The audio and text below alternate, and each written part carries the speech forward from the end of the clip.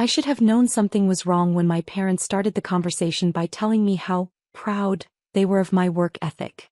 Emma, you've always been so responsible, Mom said, sliding a stack of papers across our kitchen table. Your brother David really needs our help right now, and we know you'll understand. The papers were loan documents. Student loan documents with my name typed neatly in the borrower section. David sat next to them, scrolling through his phone like this conversation had nothing to do with him. Medical school is expensive, Dad explained, adjusting his reading glasses. David's been accepted to his dream program, but the financial aid isn't covering everything. We need someone with good credit to co-sign and well. He gestured vaguely toward David, who was now taking selfies. What about your credit? I asked, though I already knew the answer. They'd refinanced the house twice to fund David's undergraduate degree, his gap year in Europe, and his failed attempt at a music career. Our debt-to-income ratio is a bit high right now, Mom said delicately. But you have that steady income from the restaurant and your credit score is excellent. I looked at the numbers on the loan documents. $47,000 per year. 4 years of medical school. Nearly $200,000 total. This is a lot of money, I said slowly. It's an investment, Dad said firmly. In your brother's future.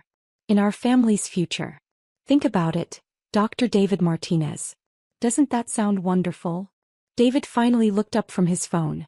Yeah, thanks, Emma. You're the best sister ever. Then he went back to his screen. I stared at the loan documents, remembering how I'd been working 3 jobs since I was 16. The breakfast shift at Mel's Diner, afternoon hours at the campus bookstore, and weekend nights waitressing at Romano's. I'd been saving every tip, every extra dollar, hoping to maybe go back to school myself someday. What about my education? I asked quietly. Oh honey, Mom said, reaching over to pat my hand. You're doing so well already. You don't need a degree to be successful. Look how hard you work. Besides, someone in the family needs to be practical. That stung. I'd had a 3.8 GPA in high school. I'd gotten into 3 different universities. But when David decided he wanted to go to an expensive private school, suddenly there was no money left for my education. Community college is always an option, Dad added helpfully. Very affordable. Very practical. I looked around our kitchen, taking in the new granite countertops they'd installed last month for David's graduation party, the expensive espresso machine David had insisted he needed for studying, and the brand new BMW in the driveway that was his pre-med reward. Meanwhile, I was still driving the 2003 Honda Civic I'd bought with my waitressing money. Can I think about it? I asked. Of course, sweetheart, Mom said. But the deadline for accepting the loan is tomorrow, so don't think too long. That night, I sat in my tiny studio apartment, the cheapest place I could find within commuting distance of all 3 jobs, and stared at those loan documents. $200,000. Even with minimum payments, I'd be paying this back for the next 20 years. But David was family. And family helps family.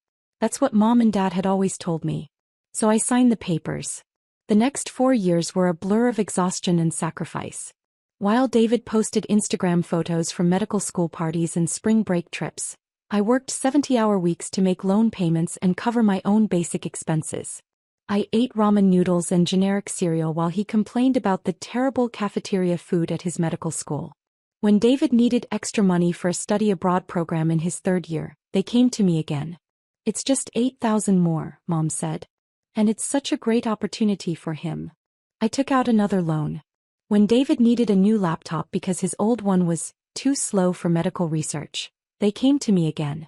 Just $3,000, Dad said. He really needs the latest technology. I maxed out my credit card.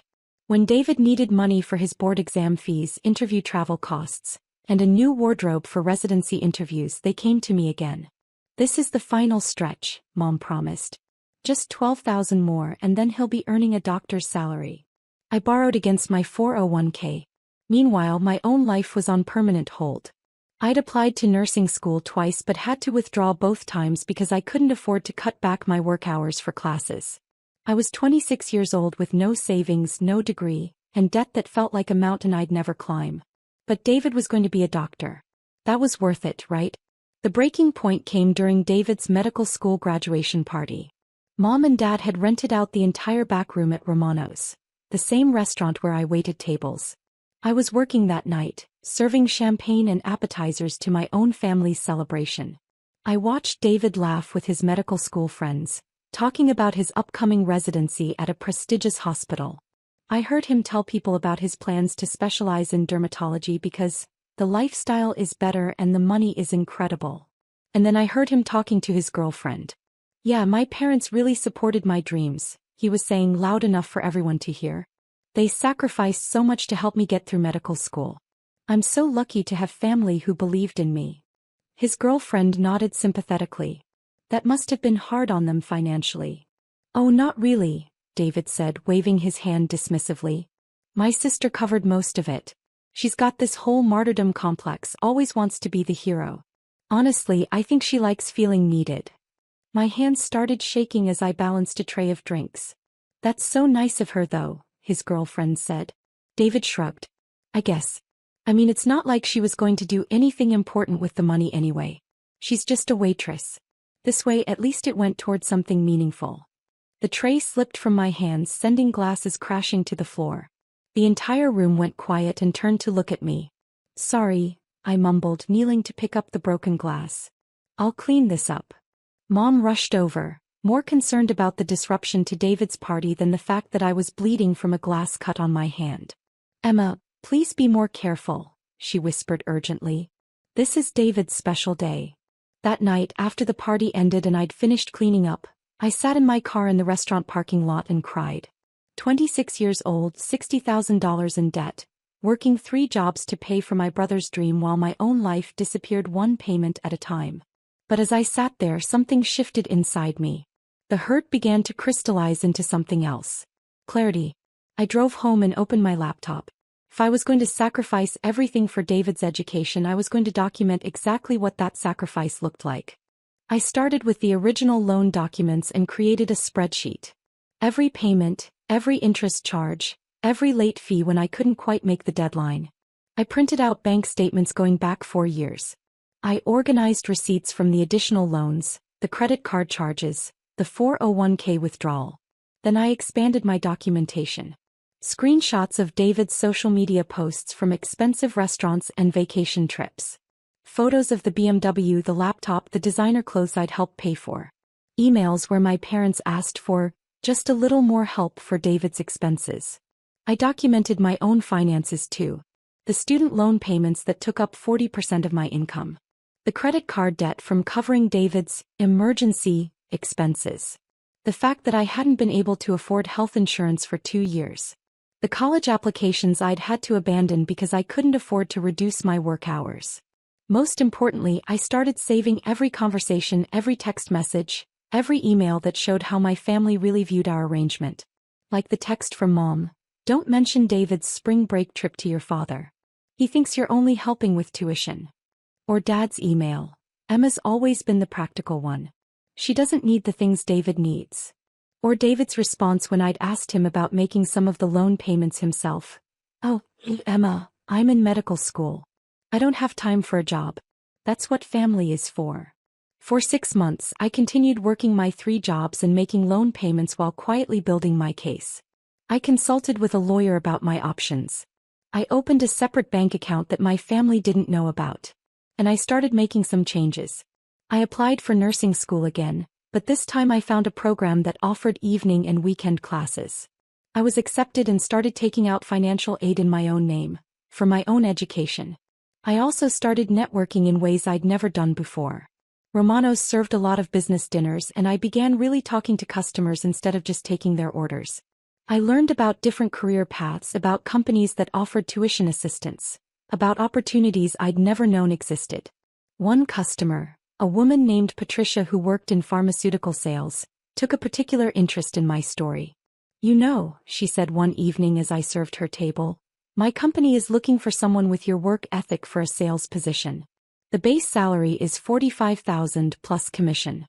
Full benefits, tuition reimbursement, company car." I nearly dropped her drink. "Are you serious?" "Dead serious. You've been serving my business dinners for months and you're always professional, knowledgeable, and you clearly understand customer service. That's exactly what we need. 3 weeks later, I gave notice at all 3 of my jobs and started my new career in pharmaceutical sales. The company car alone saved me $300 a month. The health insurance was better than anything I'd ever had. And for the first time in years, I had weekends free. But I didn't tell my family about any of this. When David started his residency, the loan payments became my responsibility entirely. My parents made it clear that they expected me to continue paying while David got established in his career. Residents don't make much money, Mom explained during one of our monthly family dinners. It would be really unfair to burden David with these payments right when he's starting his medical career. How long until he starts helping with payments? I asked. Oh, probably not until he finishes his residency, Dad said. Maybe when he starts his fellowship. Or when he gets into private practice. These things take time. David nodded seriously. Yeah, Emma, I really appreciate you carrying this. Don't worry. Once I'm making real doctor money, I'll totally pay you back. I smiled and said I understood. But by then I'd done the math. David's residency would be 4 years. His dermatology fellowship would be another year. Even after that, he'd want to get established and build up his practice. I was looking at least 7 more years of payments, probably longer. Meanwhile, my new job was going incredibly well. My natural customer service skills translated perfectly to pharmaceutical sales, and my work ethic impressed everyone. Within 6 months, I was the top performer in my region. Within a year, I'd been promoted to a senior sales role with a base salary of $68,000 plus commission. I was making more money than I'd ever imagined, but my family didn't need to know that. The turning point came during David's second year of residency. He'd been complaining about his small apartment and had found a perfect 2-bedroom place that was $800 more per month in rent. The thing is, Mom said during our usual monthly dinner, David's salary can't really cover the increase. We were hoping you could help with maybe $600 a month, just until he gets his attending position. I looked around the table. David was nodding eagerly, already mentally decorating his new apartment. Dad was pulling out his calculator, probably figuring out how to make this seem reasonable. Mom was giving me her special, "We're all counting on you" smile. That's $7,000 a year, I said slowly. It's an investment in David's mental health, Mom said. Doctors need to live in nice places. It affects their professional image. David jumped in. Plus, Emma, you should see this place. It has a gym and a pool. Maybe you could come over and use them sometimes. It would be like I'm sharing with you. The generosity of allowing me to occasionally use amenities I'd be paying for was apparently supposed to seal the deal. I smiled. Can I think about it? Sure, Dad said, but David needs to give them an answer by Friday. That night I made a decision. It was time. I called Patricia, my mentor from the pharmaceutical company, and told her everything. She listened to the whole story, and when I finished she was quiet for a long moment. Emma, she said finally, you need a lawyer. The next day, Patricia introduced me to her attorney, a sharp woman named Jennifer who specialized in family financial abuse cases. What you're describing is a pattern of financial exploitation, Jennifer told me after reviewing my documentation. Your parents have essentially made you an involuntary guarantor for your brother's lifestyle, with no legal protections and no clear timeline for repayment. She explained my options. I could try to get David added to the loans officially, making him legally responsible for payments. I could pursue family mediation. Or I could take a more dramatic approach. Given the amount of money involved and the clear documentation you have, Jennifer said, we could arrange for a family meeting where we present the facts and discuss a formal repayment plan. Sometimes seeing everything laid out professionally helps families understand the reality of what's been happening.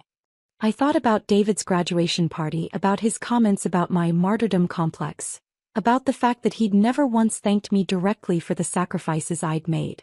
Let's schedule the meeting, I said.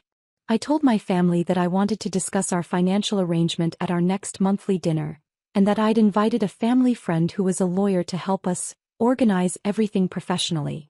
That sounds very responsible, Dad said approvingly. It's good to keep proper records. They had no idea what was coming. Jennifer arrived at my parents' house on Sunday afternoon carrying a leather briefcase and a folder thick with documentation. My entire family was there. Mom, Dad, David, and David's girlfriend Sarah, who had basically become part of the family. Thank you all for agreeing to this meeting, Jennifer said professionally. Emma has asked me to help clarify the financial arrangements surrounding David's medical education so that everyone understands the current situation and can plan for the future. She opened her folder and began laying out documents on the dining room table. Over the past 4 years, Emma has paid a total of $73,412 toward David's medical education and related expenses, Jennifer began reading from her summary. This includes the original student loans, supplemental loans for study abroad programs, equipment purchases, exam fees, and living expense assistance. The room was completely silent. David had stopped smiling. The current outstanding balance on the loans in Emma's name is $61,800, Jennifer continued. At the current payment rate, Emma will be making these payments for approximately 18 more years, with total interest costs of an additional $42,000. She pulled out a calculator and showed her work on a legal pad. This means Emma's total financial contribution to David's medical education will be approximately $115,000 over 22 years. Mom and Dad exchanged glances. I could see them doing math in their heads. Now, Jennifer said, let's look at Emma's financial sacrifice in context. She laid out my old pay stubs from the restaurant jobs, showing my income during David's medical school years. Emma was earning approximately $28,000 per year while making these payments. This means that 62% of her gross income was going toward David's education and expenses. She pulled out another document. For comparison, David's current resident salary is $54,000 per year. When he completes his dermatology fellowship, his expected starting salary will be approximately $280,000 per year. The numbers hung in the air like accusations. I've also documented the additional sacrifices Emma has made, Jennifer continued, pulling out more papers. She has been unable to pursue her own education, has no savings or retirement funds, and has been living below the poverty line while funding David's lifestyle. She showed them photos I'd taken of my studio apartment next to screenshots of David's social media posts from expensive restaurants and trips. Finally, Jennifer said, I have documentation of the family's acknowledgement of this arrangement. She began reading from emails and text messages. Mom's request for, just a little more help for David's spring break trip. Dad's comment about Emma being the practical one. David's dismissive response about not needing to get a job during medical school. And then the piece de resistance. She played a recording I'd made on my phone during David's graduation party, where he clearly stated that I had a martyrdom complex, and was just a waitress, who wasn't going to do anything important with the money anyway. When the recording ended, you could have heard a pin drop. David's face had gone completely pale. Emma, I didn't mean. The purpose of this meeting, Jennifer interrupted smoothly, is to establish a formal repayment plan so that Emma can begin building her own financial future. She pulled out a proposed agreement she'd prepared. Given David's current and projected income, we're proposing that he take over all loan payments immediately, with a schedule to reimburse Emma for payments already made. The total repayment amount would be $73,412, plus reasonable interest. Dad found his voice first. This is ridiculous. We're a family. We don't need lawyers and contracts. Actually, Jennifer said calmly, you do. Because the current arrangement is unsustainable and legally problematic. Emma has essentially been providing David with an interest-free loan of over $70,000 with no legal protection and no clear repayment terms. Mom turned to me with tears in her eyes. Emma, honey, how could you bring a stranger into our family business like this? Because, I said quietly, our family business has been destroying my life for 4 years and no one seemed to care. That's not true, David said desperately. I care. I always planned to pay you back. When? Jennifer asked directly. Do you have a specific timeline? A specific amount you plan to pay monthly? David stuttered and looked around the room for support. Well, I mean after my residency and then maybe after fellowship. So in approximately 6 years, Jennifer summarized. And what amount did you plan to pay monthly? I don't know. Whatever I could afford. Jennifer nodded and made a note. So no specific timeline, no specific amount, and no legal obligation. This is exactly the problem. He turned back to the family. Emma has been essentially providing David with a $70,000 interest-free loan with no terms and no legal protection. No bank would ever agree to such an arrangement. The room erupted in defensive arguments. Mom accused me of being money-obsessed and destroying the family. Dad insisted that this is what families do for each other. David kept saying he'd always planned to pay me back as if good intentions were enough. But Jennifer calmly addressed each point with documentation. She showed them exactly how much I'd sacrificed, exactly how much David had benefited, and exactly how unfair the arrangement had been from the beginning. The bottom line, she said finally, is that Emma has a legal right to repayment of these loans. She can either work with you to establish reasonable terms, or she can pursue other options. What other options? Dad asked suspiciously. Jennifer smiled. Emma could transfer the loans to David's name, since they were taken out for his benefit. She could pursue a civil lawsuit for repayment. Or she could simply stop making payments and let David deal with the consequences to his credit rating. The room went dead silent as the implications sank in. David's medical career depended on maintaining good credit for licensing and hospital privileges. If the loans went into default, it would destroy his professional reputation before it even began. You wouldn't do that, Mom said, but her voice was uncertain. I looked around the table at my family. The people who had treated my financial sacrifice as an entitlement, who had dismissed my dreams as unimportant, who had never once acknowledged the true cost of what I'd given up. I don't want to, I said. But I need to protect my own future. I can't keep paying for David's choices while my own life disappears. Jennifer pulled out the formal agreement again. This is a reasonable solution. David takes over the loan payments immediately. He reimburses Emma for past payments over a 5-year period at fair market interest rates. Everyone moves forward with clear expectations. She set the papers in the middle of the table. I'll give you 1 week to decide, I said, standing up. Either David signs this agreement, or I stop making loan payments and you can figure out alternative arrangements. I walked toward the door, then turned back. Oh, and there's one more thing you should know, I said. I'm not a waitress anymore. I haven't been for over a year. I'm a pharmaceutical sales rep making $87,000 a year, plus commission. Last month alone, I made more than David makes in 3 months of his residency. I paused to let that sink in. I've also been accepted to nursing school and will graduate with my BSN in 18 months. My company is paying for the entire program. The look of shock on their faces was almost worth 4 years of sacrifice. The difference between David and me, I continued, is that I didn't need anyone else to sacrifice their future for my success. I did it myself. Jennifer packed up her briefcase with professional efficiency. You have my contact information, she told the room. Please let me know your decision by next Sunday. We left them sitting around the dining room table in stunned silence. 6 days later, David called me. Emma, he said, and his voice was different. Smaller. I signed the agreement. Jennifer has all the paperwork. Good, I said. I also want you to know. I'm getting a part-time job. At a medical clinic. To help with the payments. This was something David had never considered before. Working while in residency was difficult but not impossible. I never realized, he continued quietly. I never understood how much you gave up. Sarah helped me do the math and, Emma, you basically lived in poverty so I could go to medical school. I was quiet, letting him process. I'm sorry, he said. I'm really, really sorry. And I'm going to make this right. Thank you, I said. That means a lot. We talked for a few more minutes, and for the first time in years, it felt like I was talking to my brother instead of a financial obligation. Mom and Dad took longer to come around.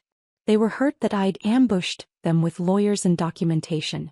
They felt betrayed that I'd been keeping secrets about my career success. But they also couldn't argue with the numbers. When Jennifer laid out exactly how much I'd sacrificed and exactly how little they'd appreciated it, the reality was undeniable. The formal loan transfer took 3 months to complete. David officially took over all payments, and we established a clear schedule for him to reimburse me for past payments. For the first time in 4 years, my paycheck was actually mine. The family dynamics took longer to heal. There were awkward dinners and stilted conversations as everyone adjusted to the new reality that I was no longer the family's financial safety net. But something unexpected happened. As David started making his own payments and working to reimburse me, he began to understand the true value of what I'd given him. He became more grateful, more thoughtful, more aware of the sacrifices others made for his benefit. Mom and Dad struggled more with the change. They'd gotten used to having me as their solution to David's financial needs, and they didn't like losing that control. But they also couldn't deny that their treatment of me had been unfair. The real transformation in our relationship came 6 months later, when I graduated from nursing school. David surprised me by showing up to the ceremony with flowers and a card. "I know this is 4 years late," he said, "but I wanted to be here for your graduation since you were there for all of mine." Inside the card he'd written, "Thank you for believing in my dreams even when no one believed in yours. I promise to spend the rest of my life making sure you know how grateful I am." That night my family took me out to dinner to celebrate, and for the first time ever David insisted on paying. Today, 3 years later, our relationship has found a new balance. David finished his residency and started his dermatology fellowship. He's been making his loan payments faithfully and has already reimbursed me for about half of my original contributions. More importantly, he's become an advocate for my success instead of a drain on my resources. When I decided to pursue my nurse practitioner degree, David was the first to offer encouragement and support. Mom and Dad have slowly learned to see me as more than just the practical daughter who solves everyone else's problems. They've started asking about my career, my goals, my happiness, not just my ability to help with family financial crises. I'm thriving. I finished my nursing degree with honors while continuing to excel in pharmaceutical sales. I've been promoted twice and now manage a team of 12 sales reps across 3 states. I bought my own house last year. A real house with a yard and a mortgage, not a tiny studio apartment. Most importantly, I learned to value my own dreams as much as I'd valued everyone else's. I learned that saying no to exploitation isn't selfish, it's necessary. And I learned that real family supports each other's success instead of demanding that one person sacrifice everything for everyone else's benefit. The student loans that once felt like chains around my ankles became the catalyst for the most important lesson of my life. My financial well-being, my education, and my future matter just as much as anyone else's. And no one gets to convince me otherwise ever again.